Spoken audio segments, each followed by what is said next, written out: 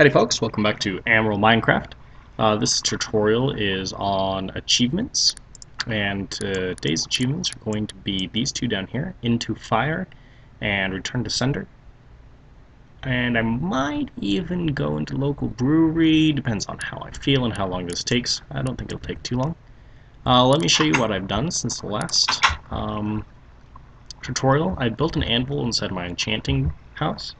And since then I have been gaining levels and crafting so that I can customize my armor so that I have what I want before I go into the Nether. I'll explain to you what each of these weapons are and why I have them. This is probably the best setup you can get from my experience. It's not required. You can do this without nearly taking as much time as I did to get this. But my armor here, I have two pieces of fire protection here on my helmet and also on my chest plate. That gives me a very large amount of fire protection against lava and blaze fire. I have blast protection on my leggings in case I run into ghasts, which I'm going to be hunting anyway. And then I have some just regular general protection for anything else that I might run into, and some feather falling just in case I fall off a ledge. Down here I've got 3 different swords. I have Smite, Looting, and Knockback. This is for zombie pigmen. If I run into any of them, it will allow me to loot from them and get all sorts of cool little gadgets. And the smite allows me to kill them faster, and the knockback allows me to give myself time to ward off their swarming AI. I have Bane of Arthropods and Looting 3. I just put this on here just for fun. I really don't need this in the Nether. It's just a nice thing to have.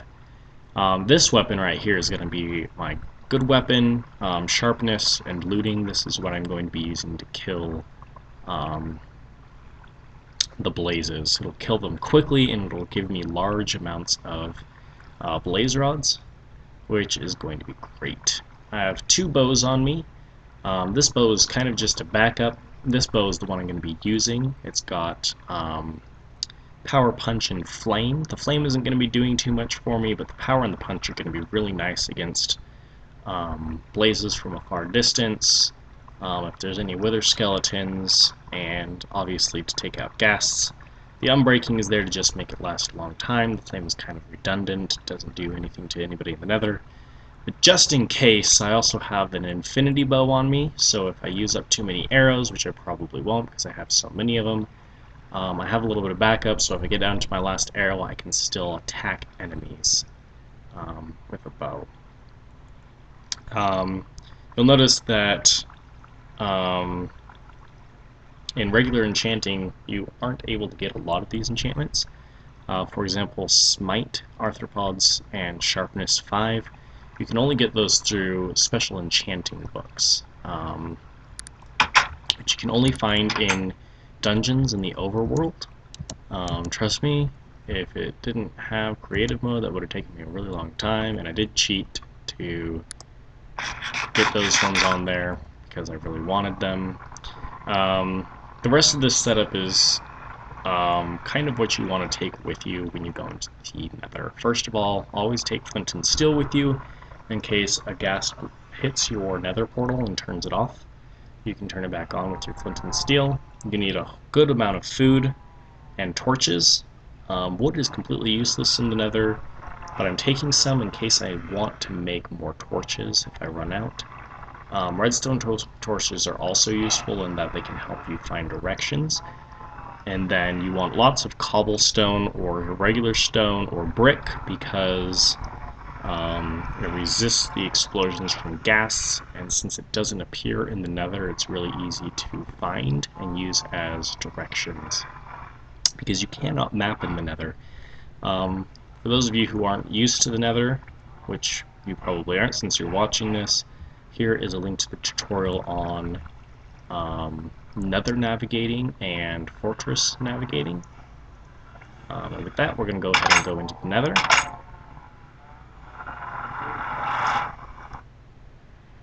And I already took the liberty of exploring this fortress, and I've already marked my way to the blazes and a good place to hunt ghasts. As I'm going to kind of explain why I've marked everything I did. Obviously the right-hand rule for my torches, so I know how to get back to my entrance. And then as I explore to the right, if I end up in a passageway that really has nothing useful in it, I go ahead and mark it off so I don't get lost trying to go down there again. So as you can see, as I went down this path, it led me quite a ways down those two paths over there, and then there was nothing really there, so I turned back and blocked them off. I went down the last path, and I went really far down that one. Still didn't have anything useful, so I came back, just marked off that whole path all on its own. Took me about 15 minutes to explore all of that. Well, there's nothing there, so I don't want to ever go back there and waste time again, so I just marked it off. Ended up coming up this staircase. This is really just not much. It goes around the corner and stops, so I block that off so I don't get confused. I actually used this to get to the next room because I knew I could find something, and it ended up just taking me right here, so I blocked that off so I have a straight route to my staircase. Here I have a nether wart room, which you only find inside the nether, and this is what's going to be used for brewing later on, so I'm going to go ahead and cut down a whole bunch of these nether warts and take them with me. Oh look, the path I haven't even gone down. I didn't even walk back here. There's probably a whole lot more fortress back there. I also want to take some of this sand with me. The soul sand is what nether warts grow in. So I'm going to go ahead and dig up a whole bunch of it and take it with me so I can grow my own nether warts for brewing.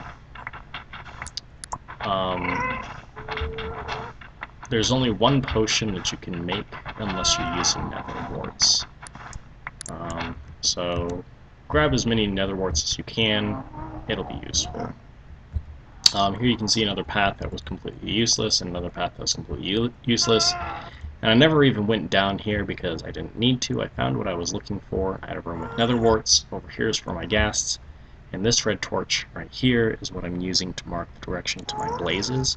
So I didn't even go over here. I haven't explored it. I could later, but right now I already know which direction I'm going. I'm following that red torch right there. We're going to go ahead and go after the blazes first. And along this path, here we have a double marker to help me know which direction I came from when I came to the cross section. That would be a ghast over there. Can't quite see him, but that's okay. The path right here obviously is a dead end, so I marked it off. This path, as I went down it, this is actually where I found my first set of blazes, is up there on that tower. So that one I left open. When I went down this path, I actually had to go down all these different paths right here. This one was incredibly long. They all just basically led to nowhere until this one, which led me to another blaze spawning area, which I'm going to be using. The fire protection is mostly to protect me from these blazes. You can see there's quite a few of them floating around here, because I'm sitting right in between two different spawners. And we're going to go ahead and start with this one. It's probably going to be, ouch. Probably going to be the easiest one to raid for blazes. I'm going to sneak back here and turn up my video settings just a little bit so I can see that ghast and get rid of him.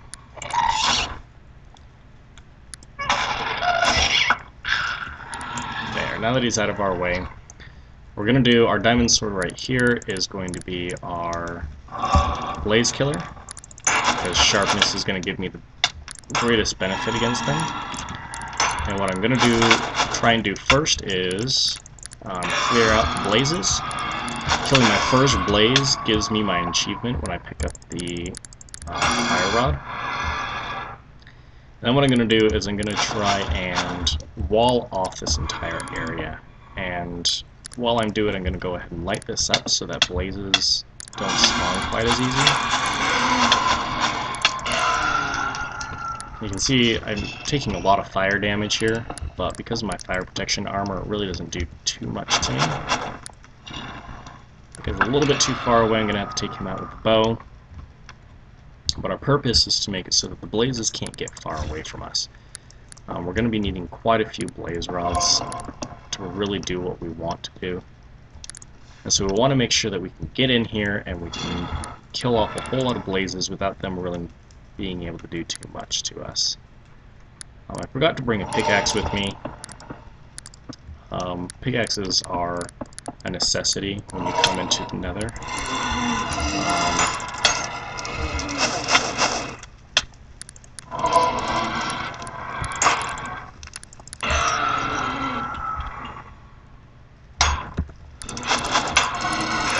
As you can see, as I'm putting up this roof here, it's getting harder for the blazes to get away from me, which is our purpose.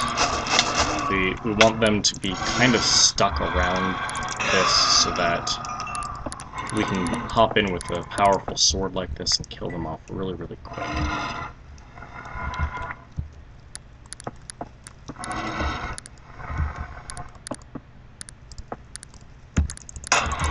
As soon as I see blazes, I'm going to go and kill them off as quickly as I can. With this armor I've got on, as long as I'm full chicken nuggets, my health should stay pretty high. I shouldn't have to worry too much about them damaging me. I can just take my time and make sure that this is really walled off well.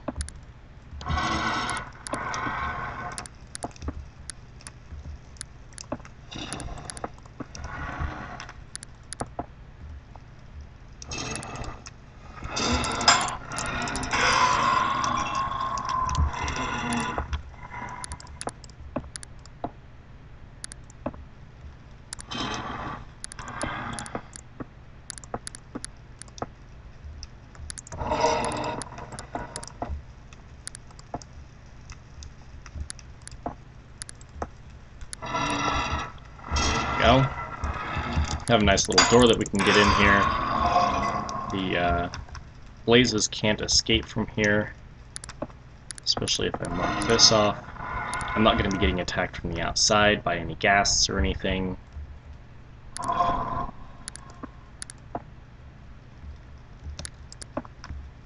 And if I wanted to, I could even take this out, bring it back just a little bit to here, put an iron door in, so that blazes can't escape at all. And whenever I want to kill some blazes and get some blaze rods, I just hop in here and just have at them with my sword. Being able to attack around a corner like this is going to make it really easy that they can't hit me. And suddenly the mass horrid destruction that a blaze would normally cause becomes something rather paltry. And basically just stand here as long as I've got chicken nuggets and rip into them until my fire protection here disappears.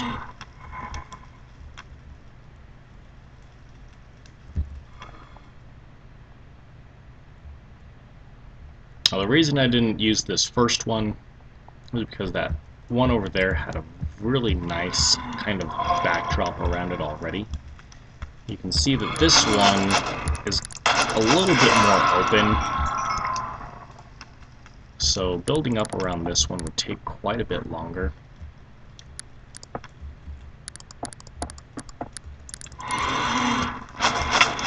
And the blazes can kind of fly away, in which case I'd be trying to build up around it and fight off flying blazes at the same time. So while having it was a nice thing and I could have used it if it was the only place I had, I knew that the other one would be a better option, so I just kind of skipped over this one. You can see these blazes are appearing pretty fast. It's going to be really difficult since they're flying to really keep control over them in order to build a fortress around this, or a barricade to contain them.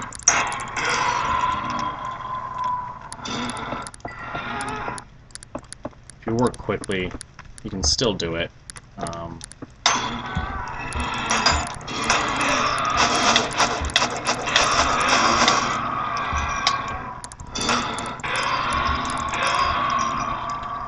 It'd just be a whole lot easier elsewhere. So I chose the other one for that reason.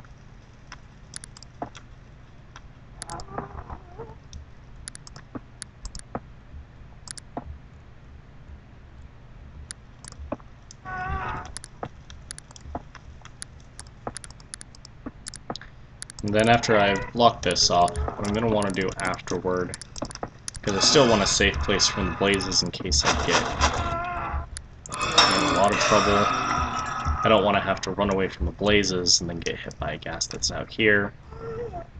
I'd actually go ahead and build a roof up around this area also. From where I'm at right now, the blazes really can't get to me. The only thing I'm worried about out here is the ghasts. So I would build up a nice little defense. The ghasts aren't really going to be smart enough to come down here, and if I brought myself an iron door, then I could guarantee that they're stuck in here and they would be safe the moment I got away from them. I just need to worry about protection from the ghasts.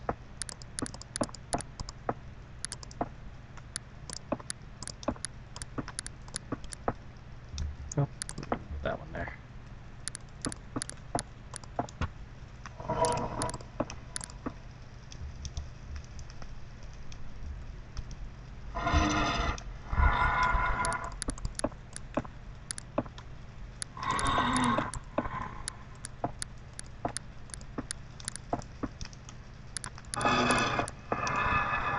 And there we have it. Nice little protected area. And block that off so they can't get out with some stone. Come back with my pickaxe whenever I want to get in. And I wouldn't have to worry about the ghasts getting me. So that's the best way for you to get some blaze rods, so you can make your Eyes of Ender for our next achievement, which is the End. The other achievement that we're going to go ahead and do right now is Return to Sender. And what we'll need to actually do is kind of go out in the middle of the open for this one. I'm not worried about any blazes, because I just trap them all inside. What we're going to be going and doing is killing off some ghasts. So let's see if we can find a few of them first. Alright, so I finally found some ghasts here. We're going to go and see if we can get our achievement now. There's a couple different things that you want to try and do while you're getting this. There are different ways you can try and get this. You can either use your sword to knock back the fireballs, or you can use your bow. The bow tends to be easier in the fact that hitting the fireballs is easier, but you might accidentally kill the ghast with an arrow instead. Hitting the fireballs with your sword is slightly more difficult. That was a long one. However, you don't have the chance of accidentally killing the ghast. Now you saw I got the achievement right there. It's pretty simple. You just have to hit the fireball directly back, and when it hits the ghast, it kills them. Ghast fireballs have a special ability where they actually deal more damage the further they fly. And so a ghast that his fireball has gone, I think, like 3 or 4 blocks, by the time it reaches back to the ghast, deals so much damage that the Ghast is basically guaranteed to die. So you don't have to worry too much about knocking it back and hitting him and it not dying, because you'll pretty much kill him no matter how far away he is when you actually hit him with his own fireball. That's about it for that achievement. It's really self-explanatory. Not too difficult to do as long as you have the correct protection and you practice a little bit at hitting the fireballs back. Let's see if I can get my way back to where I came from. I don't think that's how I got here originally. It's definitely not how I got here originally. But that's it for this tutorial. It's showing you the achievements for Return to Sender and how did that fire? I forgot what it's called now. That one, Into Fire. That's what I thought. In our next tutorial, we'll go ahead and go over these miscellaneous achievements that are outlined before we progress down into the end. So we'll go ahead and do local brewery, on a rail, the lie, when pigs fly, and sniper duel in the next tutorial. They're all a little bit scatterbrained from each other. They're nowhere near each other, but some good information that we can get out of them. And some of them are a little bit tricky. For example, sniper duel can be pretty tricky. And if you don't know exactly what you're doing, most people think it's impossible, but there's just one little trick that you have to do. When pigs fly can be really easy if you understand transportation well. On a rail takes a lot of resources and time. Local brewery is actually pretty easy. We'll go over those in the next tutorial, and then we'll go ahead and continue down to the end. And the end. This will also cover our tutorial for fighting the mob, the Ender Dragon, when we do this one. And these will each take their own tutorial in order to finish. This one shouldn't be too long, maybe 10-15 minutes, depending on how long it takes me to get to a stronghold. This one can be rather extensive because the Ender Dragon can take some time to kill. That's it for now. If you have any questions on enchanting, there should be some links coming up on the screen right now, as well as combat techniques. You should see those also coming up on the screen.